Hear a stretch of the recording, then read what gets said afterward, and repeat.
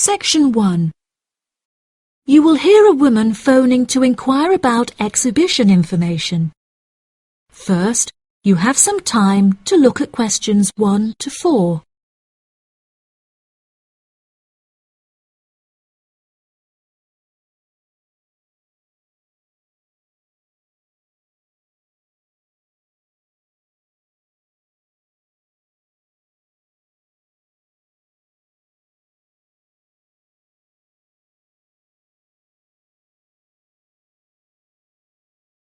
Now we shall begin.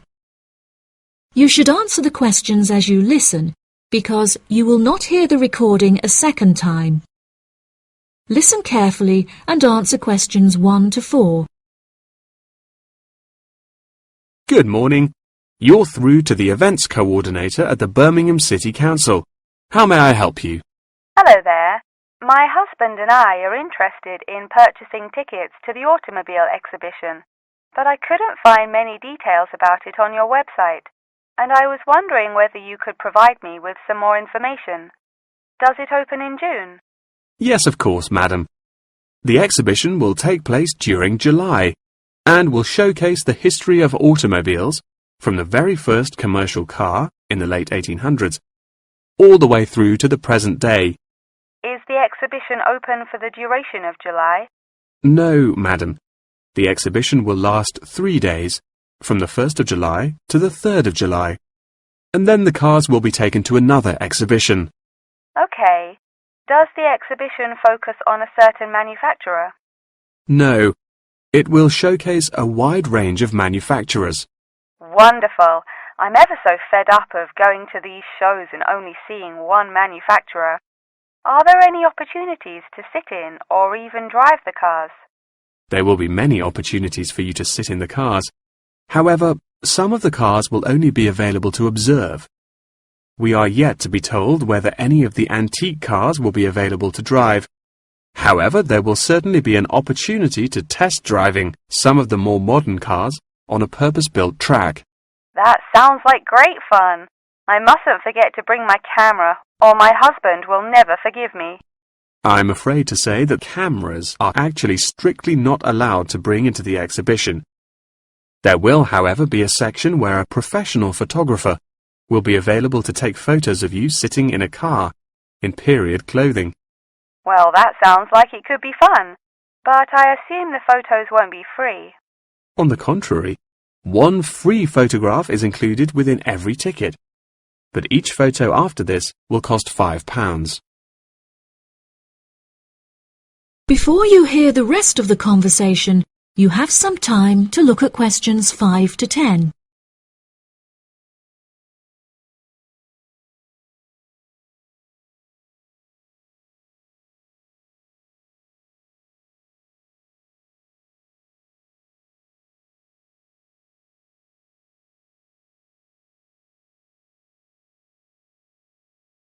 Now listen and answer questions 5 to 10. That's a nice surprise.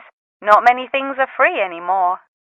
I've been asking around about the ticket prices, but I haven't yet had a definite answer.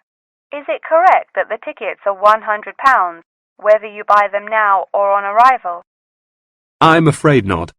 If you buy the ticket in advance, the price is £110, but it's £165 on the door. Oh, goodness.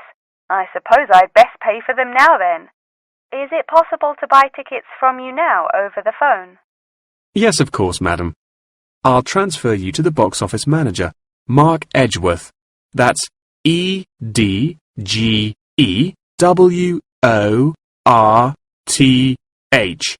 And he will probably need to take your credit card details and some personal details. Yes, that's fine. Before you transfer me, I just need to ask a few more questions. Will the exhibition be held in the Birmingham Exhibition Centre? I think that's where I went last time. No, madam. The Birmingham Exhibition Centre is currently undergoing some renovations, so this year all exhibitions will be held in the Summer Palace. Summer Palace?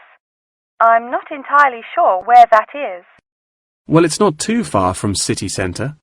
Once you're in the centre, you should be able to find signs for the palace. If not, most people in Birmingham will be able to direct you. Neither my husband nor I am particularly good with directions. Is there anywhere I can find this information on the internet? Our website will give you an address. Perhaps you could visit www.directions.com for more detailed information, and they should be able to provide you with step-by-step instructions. Okay. And is this the best way to contact you, by phone? I think the most convenient way to contact us is enquiring online, which is much simpler than having to dial various different numbers to reach the right person. Unless you have any more questions, I'll transfer you now. No, that's great. Thank you for your help. That is the end of section 1. You now have half a minute to check your answers. Section 2. You will hear part of a talk given by a member of staff at a hospital. First, you have some time to look at questions 11 to 15.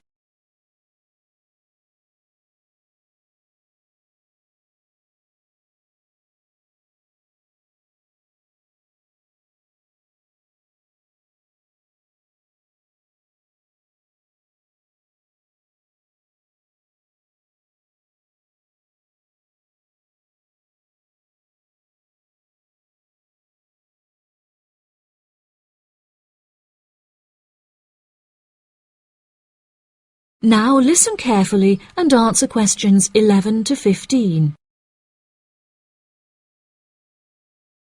Hello, and welcome to the homepage for the Healthy Hearing Medical Clinic and Surgery, where we'd like to share a little more information about the services we provide and more. Our hospital is one of the leading specialized hospitals in the United Kingdom, attracting the very best healthcare professionals from around the globe. Not only are we a leading medical practice, but we are also the only hospital in the United Kingdom dedicated entirely to the treatment of and research into the curing of hearing loss. Our facilities and staff here are renowned across Europe, attracting thousands of patients a year. Our consultations can number anything up to 11,000 patients a year. However, we aim to treat around 5,000 patients a year so as to maintain and ensure the quality of our services. Our patients are guaranteed the highest standard of care, as well as the use of our first-class facilities. All patients requiring overnight treatment are provided with their own private room with ensuite facilities, as well as a state-of-the-art entertainment center, which includes a flat-screen LCD television and PlayStation. Appointments with our healthcare professionals can be made at any time during the week, with female doctors available between 8 a.m. and 11 a.m. If you need to see a doctor outside of these times, please visit the Out of Hours page of our website for more information. Our doctors are all trained to an exceptionally high standard and practice a vast array of specialities. Mr. Roberts is a fully qualified ear and throat specialist. Mr. Edwards is a pediatric hearing specialist, while Mr. Green specializes in reversing hearing loss. For more details about our people, please visit the staff members page on our website. During a consultation, doctors will sometimes decide medication is required, for which patients should receive a prescription. There are several pharmacies within the city. However, we recommend that patients use the pharmacy housed within our healthcare facility. Our in-house pharmacy is well stocked at all times. Our products are competitively priced, and our pharmacists are on hand to help and advise from 8 a.m. until 10 p.m. from Monday to Saturday, and from 9 a.m. until 12 p.m. on Sundays. If you require any help outside of these hours, please see our Out of Hours page on the website. Since the Healthy Hearing Medical Clinic and Surgery also functions as a teaching hospital, we aim to provide our students with every opportunity to expose themselves to medicine in practice. Therefore, we would like to encourage our patients to give their consent for a medical student to attend their consultations. If our patients are not comfortable with this, there will be a form at reception where patients will be able to opt out.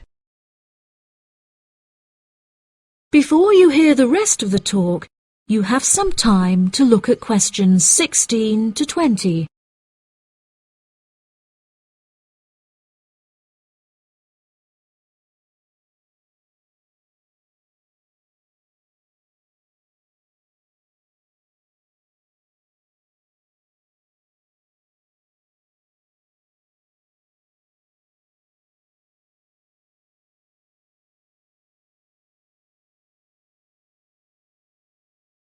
Now listen and answer questions 16 to 20. Now, please look at the map I've given you of the Healthy Hearing Medical Clinic and Surgery. For those not familiar with our practice, reception can be found through the main door at the end of the corridor. If your consultation is booked with Mr. Green, you need to go through the main door and turn right by the nurse's desk, and his office is at the end of the corridor on your left-hand side.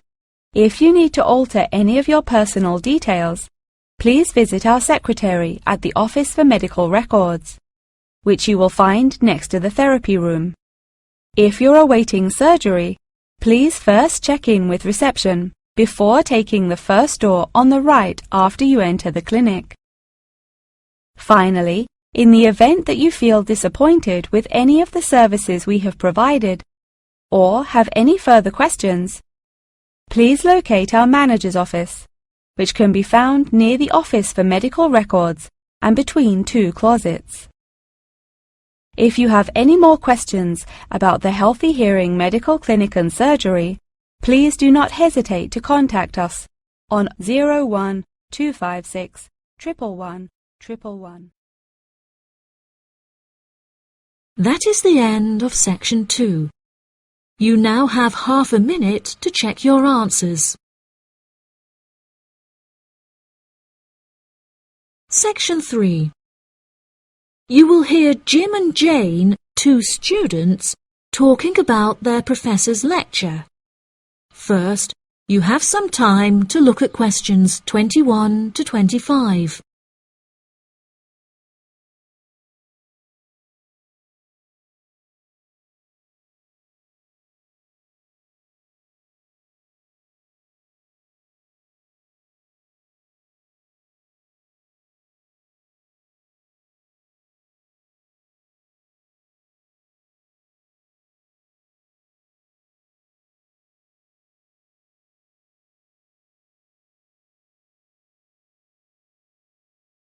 Now listen carefully and answer questions 21 to 25.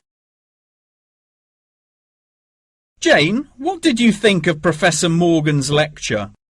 I don't know about you, but I find it incredibly difficult to believe that light influences the environment as much as he says.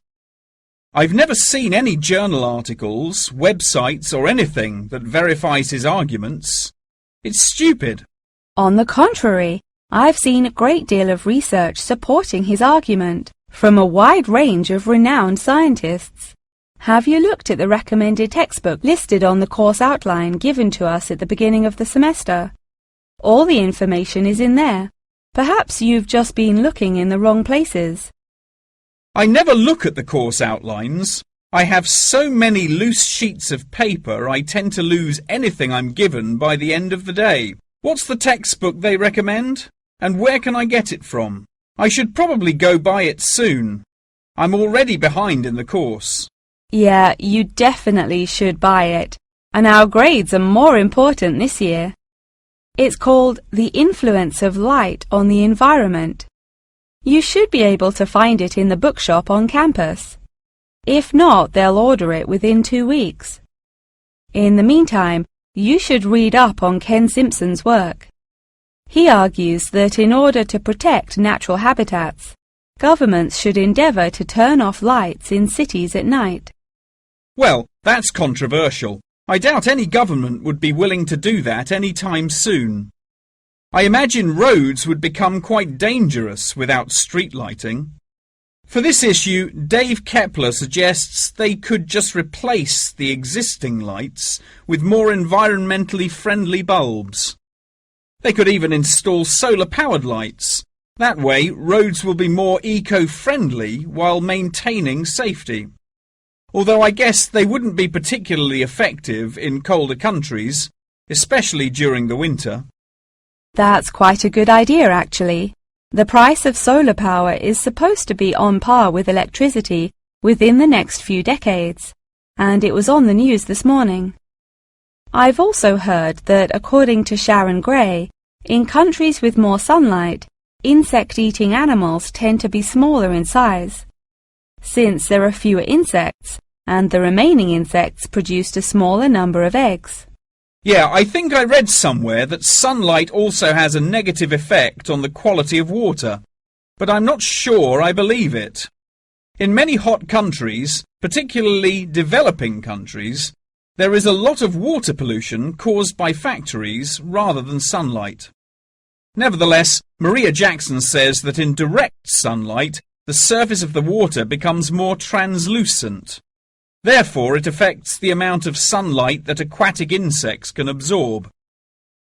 Not much research has been undertaken to prove Jackson's theory, but it seems to have been widely accepted anyway. I've never heard of that.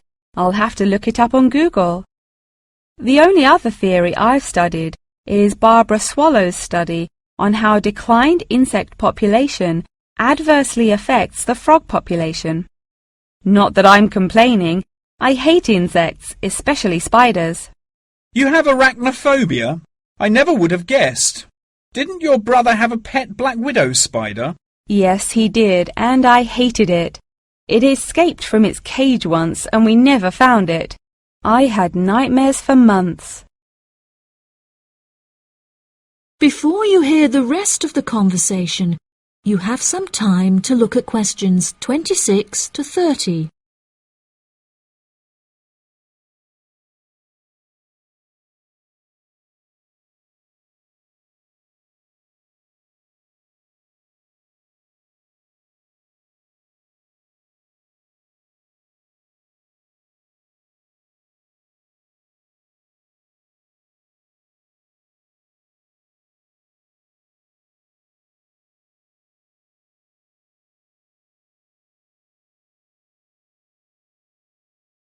Now listen and answer questions 26 to 30. Okay, now I'm getting goosebumps. Let's change the subject. What's your stance on natural and artificial light? Honestly, I'm not sure it makes much difference which one you use. Species will die out either way. I think the real argument we should consider is global warming and protection or replacement of finite fuels. Solar power provides us with an incredible opportunity to replace electricity, and governments should definitely increase spending on research in this field. The theories discussed in our lectures, like Simpson's and Gray's, are so vague and lack proof, so I don't understand why we even study them. I see what you mean. I don't like learning unsupported theories for exams, and I'd rather spend my time learning something else.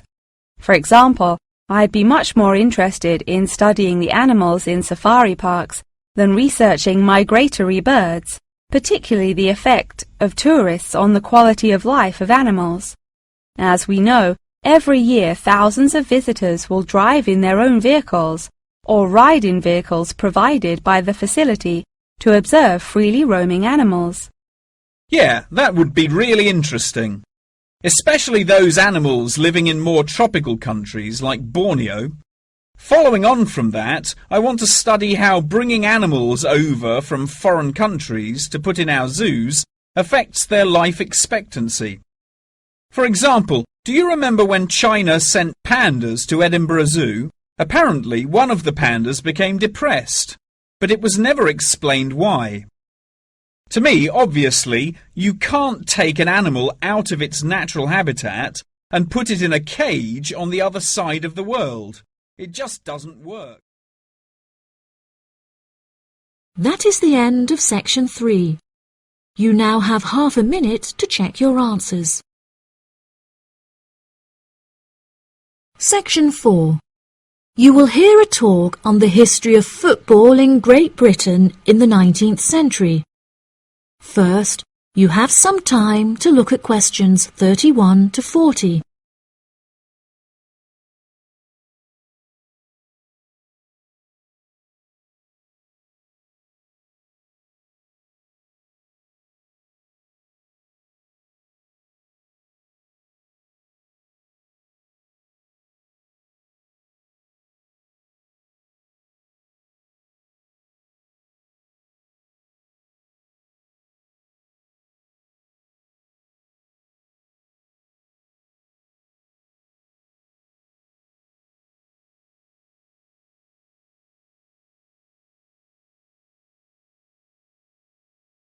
Now listen carefully and answer questions 31 to 40. Great Britain is often hailed as the home of football, with talented players travelling from far and wide to play for teams in the English Premier League, one of the most popular football leagues on the planet. Today we are going to take a look back to the 19th century Great Britain, in an attempt to trace the evolution of the beautiful game, as it is now known. Prior to the 19th century, the game featured a wide variety of local and regional adaptations, which were later smartened up and made more uniform to create our modern-day sports of association football, rugby football, and Ireland's Gaelic football. Even up to the mid-19th century, Shrovetide football, or mob football, was still widely practiced. According to the rules of mob football, there were no rules. A player could legally use any means whatsoever to obtain the ball, such as kicking, punching, biting, and gouging, with the only exceptions being murder and manslaughter. These games may be regarded as the ancestors of modern codes of football, and by comparison with later models of football, they were chaotic and had few cooperation. Towards the latter end of the 19th century, and moving into the early part of the 20th century, however, there appeared a newfound emphasis on moral values in football. Perhaps a more modern example of this can be seen in John Terry's suspension as England captain, following reports of his infidelity to his wife. Furthermore, as mob football died away, there grew a greater concern for players' health and general well-being, with many clubs affording their top players access to frequent medical checkups and treatment. Despite the presence of Great Britain's unique state-funded National Health Service, football clubs are still seen today, providing team members with state-of-the-art healthcare facilities, with the top clubs even housing their own specialist doctors and physicians.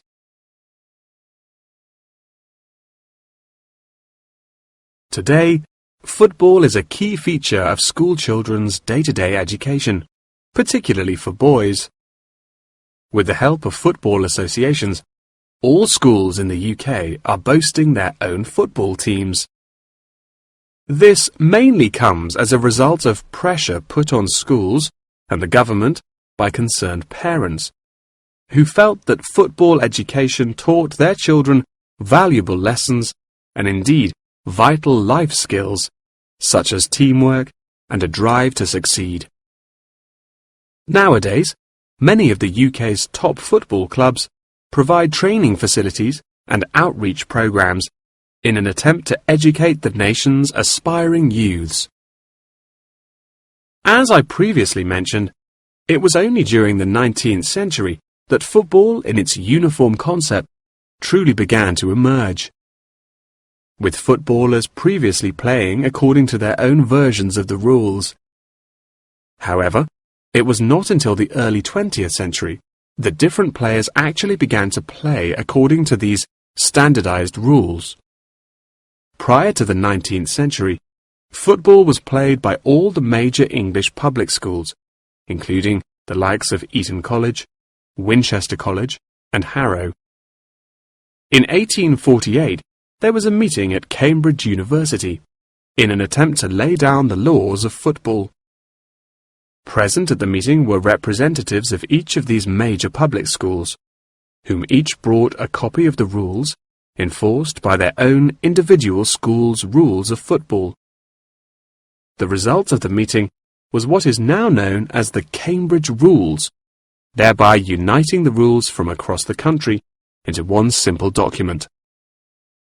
However, the Cambridge Rules were not liked by all, and a new set of rules, Thring's Rules, compounded in the book The Simplest Game, became commonplace among dissenters.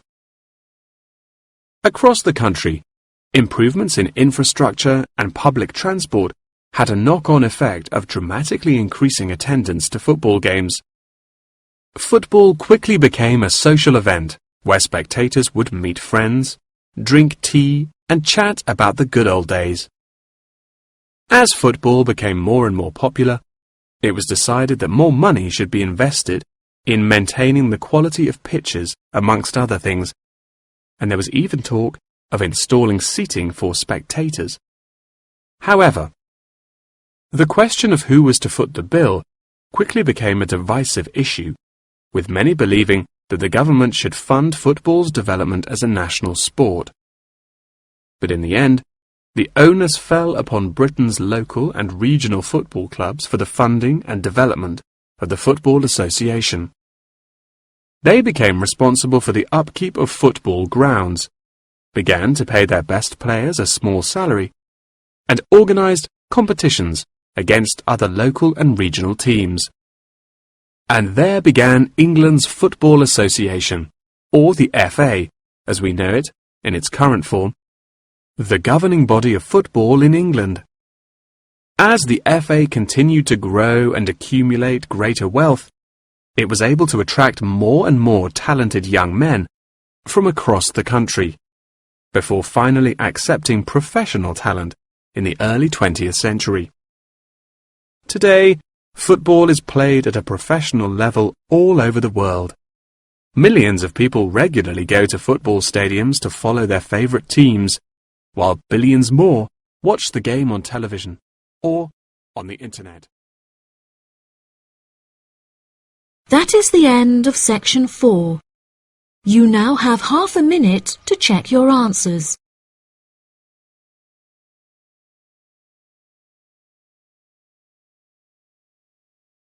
That is the end of the listening test.